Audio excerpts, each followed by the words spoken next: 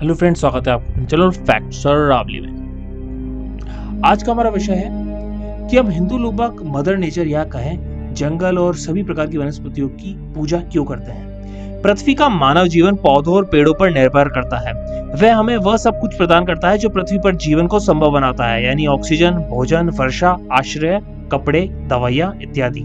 इसलिए वैदिक मनुष्यों में माँ प्रकृति के प्रति गहरा प्रेम और सम्मान था और परिस्थितिक जिम्मेदारी की भावना भी थी।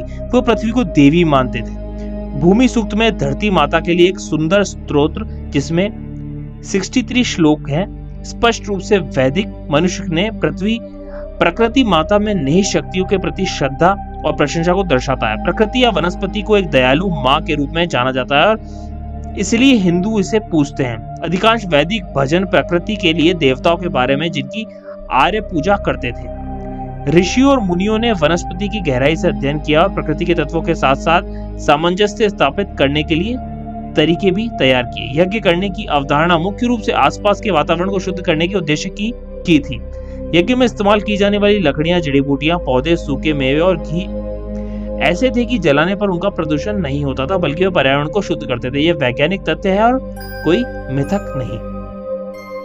अतीत में हर गांव में कई पीपल, बरगद, नीम और दूसरे पेड़ होते हैं जो वातावरण को शुद्ध करते हैं। मंदिर परिसर में पूजा करने के लिए मंदिर के भीतर एक विशेष वृक्ष होता है। तुलसी प्राचीन काल में भारत के हर घर में अनिवार्य हिस्सा था।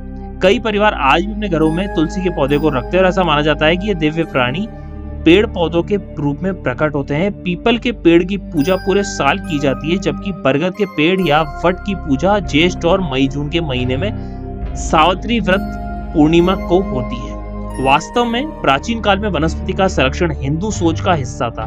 हिंदू विचार पर्यावरण के अनुकूल और इसका उद्देश्य मनुष्य और प्रकृति के बीच संतुलन बनाए रखना था। वैदिक मनुष्य प्राकृतिक पर्यावरण को आध्यात्मिक वास्तविकता की दुनिया के रूप में देखता था। धरती और उसके जीव, जिनमें पेड़, जंगल, नदियां, समुद्र, चट्टाने, पहाड़ और उससे परे की दुनिया, तारे और आकाश, सभी उसे शक्तिशाली और सर्वोच्च आत्मा के प्रतिनिधि होते दिखाई दी। उसने उनमें वही जीवन देखा जो उसके अंदर था।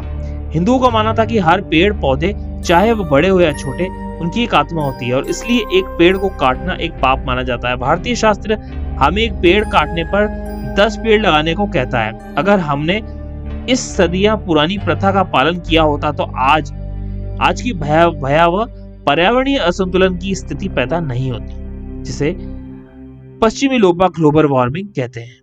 मध्य भारत के गोंडों में एक पेड़ को काटने से पहले एक व्यक्ति को उसे होने वाले नुकसान के लिए क्षमा मांगनी पड़ती थी। पुराने जमाने में जब किसी पेड़ को काटना होता था तो लोग उसे तने पर घी डालते थे और कहते थे, इससे मैं तुम्हें और पेड़ उगाऊंगा। वैद्य और चिकित्सक औषधियां, पौधे, झाड़ियां, पेड़ों और उनके पत्ते तोड़ने और उनकी छाल हटाने से पहले अनुमति लेते थे। चूंकि पौधों में जीवन होता है, इसलिए उन्हें लगी चोट के लिए समाधान के लिए ऐसा करना जरूरी था। यह दर्शाता था कि वैदिक समाज में वनस्पति के प्रति कितनी गहरी चिंता, देखभाल थी, जो पृथ्वी का जीवन पोषक शक्ति भी थी।